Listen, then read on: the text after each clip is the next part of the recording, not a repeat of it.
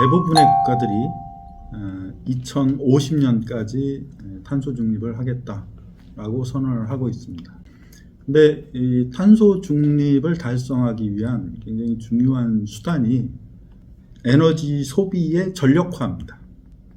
무슨 얘기냐면 에너지 소비를 어떤 예를 들자면 화석 연료를 사용해서 소비를 하던 거를 대신 전기로 사용하겠다는 겁니다.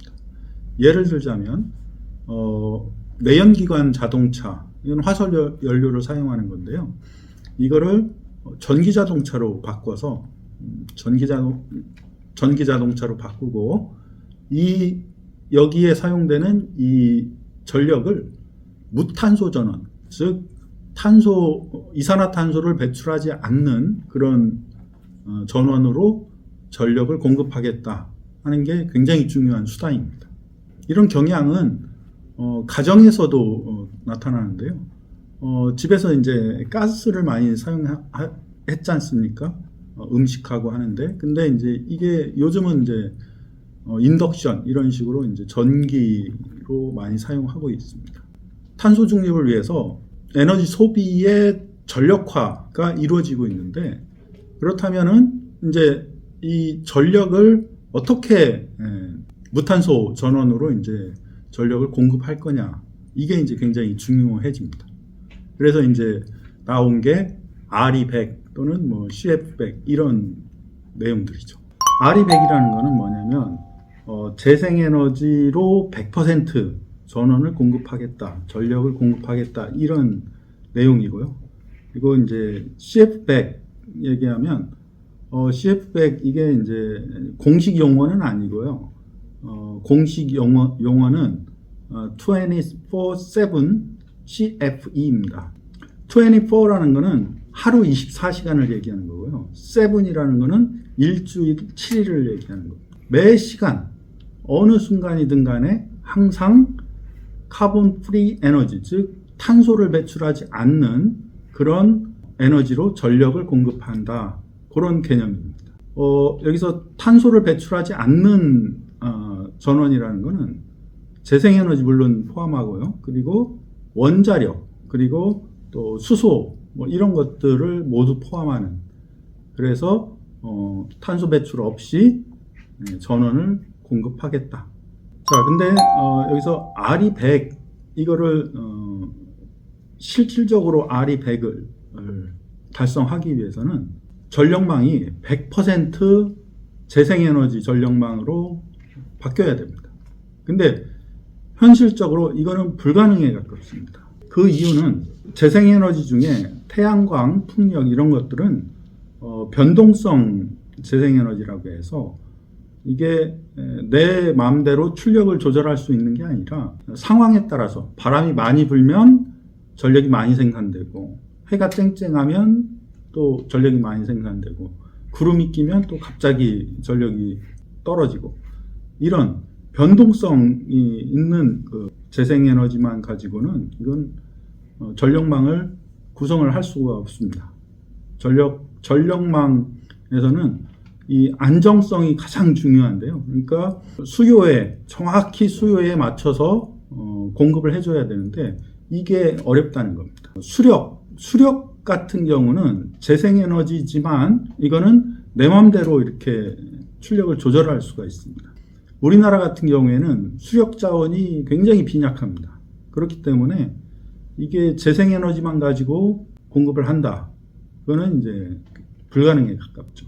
우리나라 같이 이렇게 수력 자원이 빈약한 이런 나라에서 재생에너지 100% 전력망을 구성하기 위해서는 전기를 생산했다가, 그러니까 예를 들자면 햇빛이 굉장히 쨍쨍한 그런 날 수요보다 더 많은 전력이 생산됐을 때 그 잉여 전력을 배터리에 저장을 했다가 이제 구름 껴서 또는 장마가 져가지고 이렇게 생산이 안 될 때, 이럴 때 이제 사용을 하도록 그렇게 ESS, 즉 에너지 스토리지 시스템, 배터리를 가지고 이제 ESS를 만드는데요.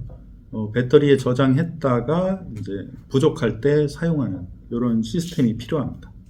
2050년 우리나라의 예상되는 전력 수요를 가지고 대충 계산을 해보면 우리나라에서 하루 사용하는 그런 전력을 저장하기 위한 그런 ESS 배터리를 만들려면 약 1000조 원 정도 금액이 들어갑니다.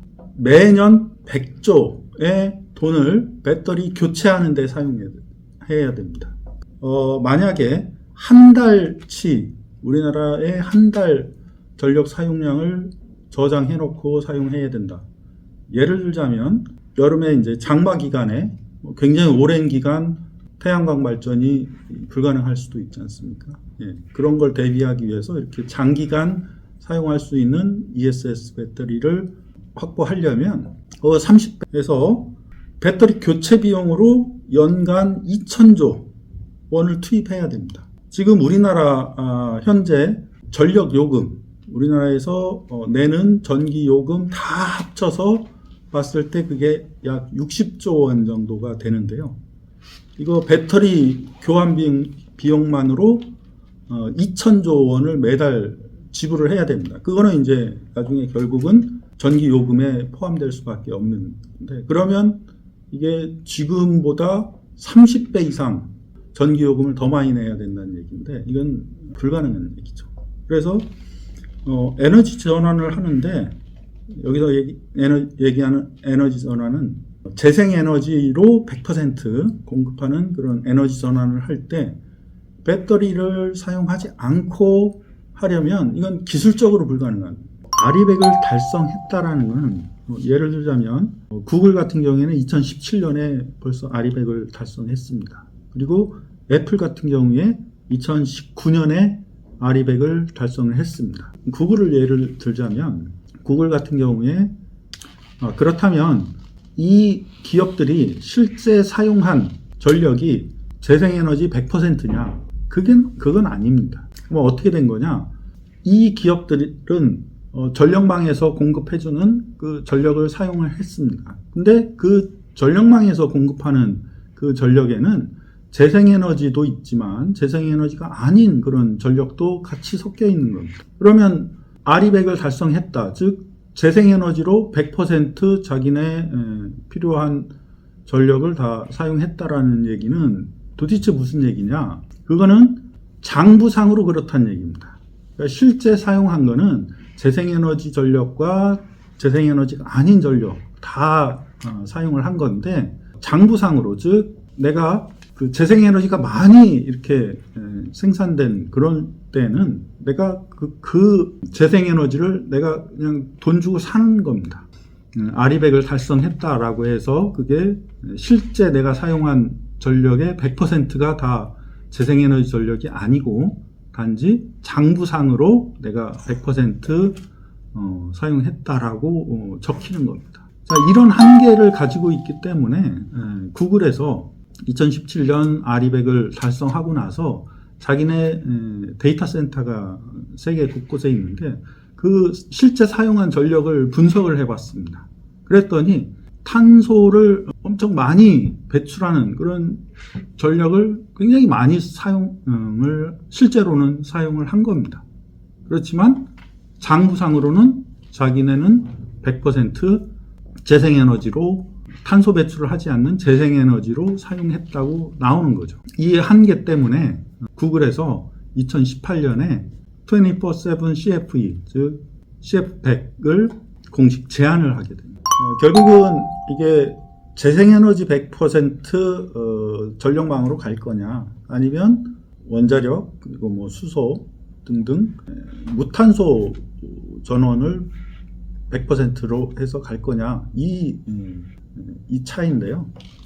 근데 이제 우리나라의 현실을 생각할 때 재생에너지 100% 이거는 이제 거의 불가능한 일이고, 결국은 원자력이나 수소나 이런 것들을 다 포함해서 탄소를 배출하지 않는 이런 전원으로 구성된 그런 전력망으로 가는 게 맞습니다.